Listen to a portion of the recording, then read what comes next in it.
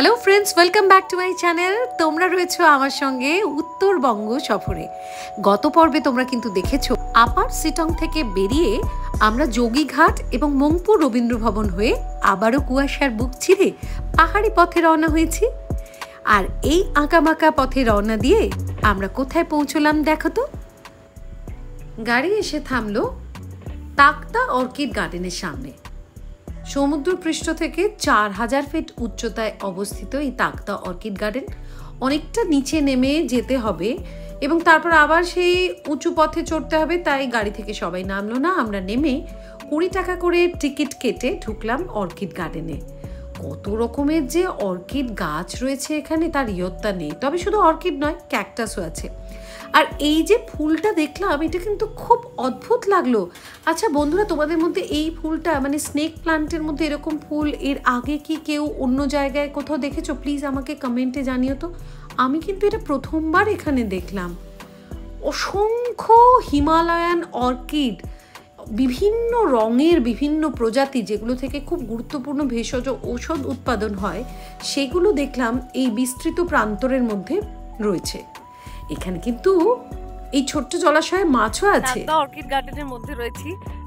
খুব সুন্দর জায়গাটা, ভীষণ সুন্দর। আর ওয়েদারটাও বেশ ভালো রয়েছে এখন সকালবেলার ওই বৃষ্টির পর। কিন্তু যেটা ডিস্টার্ব করছে সেটা হচ্ছে এখানে খুব ছোট্ট ছোট্ট পোকা রয়েছে, মানে চারপাশে পোকা ঘুরছে।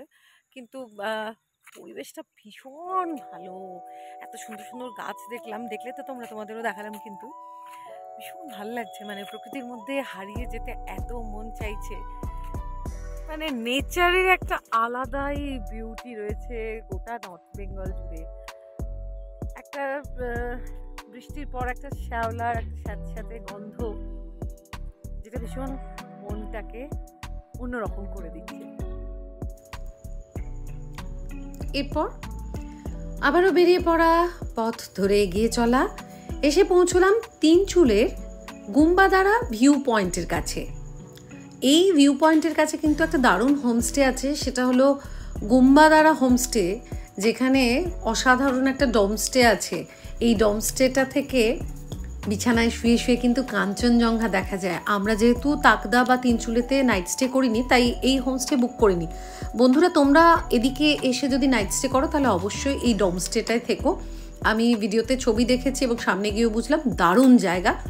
তবে ট্রাস্ট মি, আমি এতগুলো জায়গা ঘোরার মধ্যে আমার সব থেকে ভালো লেগেছে এই গুম্বাদারা ভিউ পয়েন্ট। এত সুন্দর ভিউ, মানে আমি প্রত্যেকটা জায়গায় ভীষণ ভালো, মানে কোনো কথা হবে না। কিন্তু এই জায়গাটা যেন মার কাটারি। এই যে ওপর থেকে রাস্তাগুলো দেখা যাচ্ছে, মানে আঁকা বাঁকা সর্পিল গতিতে ছোট্ট ছোট্ট দেশলাইয়ের বাক্সের মতন গাড়িগুলো যাচ্ছে, মানে পুরো মনে হচ্ছে ওই পটে আঁকা ছবি বলে না, সেরকম।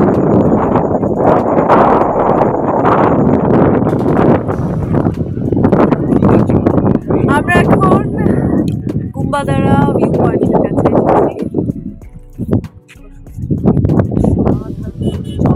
হাওয়া দিচ্ছে, দাঁড়ানো মানে অসম্ভব হয়ে দাঁড়িয়েছে। আর ওইখানে একটা ডোমস্টে রয়েছে, অসাধারণ। আমি তো ঠিক করেই ফেলেছি, এরপরে আবারও যখন নর্থ বেঙ্গলে আসবো অবশ্যই এখানে থাকবো। কারণ এই জায়গাটা মাত্র কয়েক মিনিটের জন্যে দেখে চলে যাওয়া বড্ড মন খারাপ করে। না, এর পরের বার এখানে থাকবোই।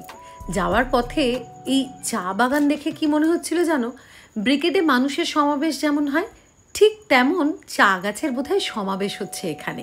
কিন্তু হ্যাঁ, ওদের মধ্যে কোনো বিশৃঙ্খলা নেই। কি সুন্দর সারিবদ্ধভাবে সমাবেশে যোগদান করেছে বলো তো। গাড়ি তো এগিয়ে চললো। এবার গাড়ি যেখানে গিয়ে থামলো সেটা হলো লামাহাটা। লামাহাটাতে আমরা ইকো পার্কে যাব বলে গাড়ি থেকে নেমে টিকিট কাটলাম 20 টাকা করে। সবাই অবশ্য যায়নি, অনেকটা উপরে উঠতে হবে তো, তাই আমরা যারা মোটামুটি একটু হেঁটে চলে উপরে উঠতে পারবো তারাই গাড়ি থেকে নেমে লামাহাটা ইকো পার্কে ঢুকলাম। কিন্তু পাহাড়ের ওই যে একটা মজার কথা বলেছি না, সেটা এখানে কিরম হাতে নাতে প্রমাণ হয়ে যায় দেখো খালি। যখন আমরা ইকো পার্কে ঢুকলাম, বেশ সুন্দর পরিষ্কার স্বচ্ছ আবহাওয়া, বেশ রৌদ্রোজ্জ্বল আকাশ মনে হচ্ছে। বেশ ওপরে গিয়ে পাইন ফরেস্টের মধ্যে সুন্দর করে ভিডিও বানাতে হবে, রিলস বানাতে হবে, এই সব মনে করে আমরা গুটি গুটি পায়ে এক এক করে উঠছি। কে কি পোজ দেব, কে কিভাবে দাঁড়াবো, কে কার সঙ্গে দাঁড়াবো, এত কিছু ভাবতে ভাবতে মিনিট দুয়েকের মধ্যে কি ঘটনাটা ঘটলো শুধু দেখো।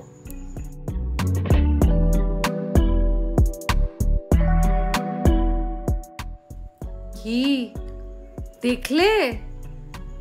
যথারীতি এনাদের আবির্ভাব পুরো চত্বরটাকে ঢেকে দিল, মানে জাস্ট ঢেকে দিল। আমাদের পুরো আশায় একেবারে ঘটি ঘটি গঙ্গা জল ঢেলে দিল। হলো না, কিচ্ছু করা হলো না তো।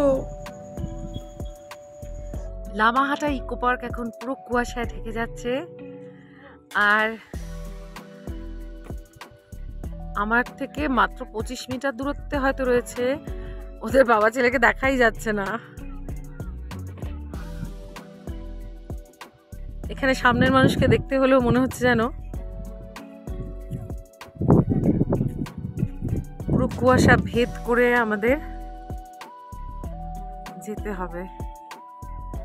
পাইন ফরেস্টের মধ্যে যাবো কি? এ তো পুরো ঢেকে গেল। না, আর উপরে গিয়ে কাজ নেই, কেননা যত উপরের দিকে ওঠা হবে তত কুয়াশা পুরোপুরি ঢেকে দেবে। কিন্তু যতদূর তোমরা দেখলে ততদূর আমার ভিডিও দেখে কেমন লাগলো বন্ধুরা?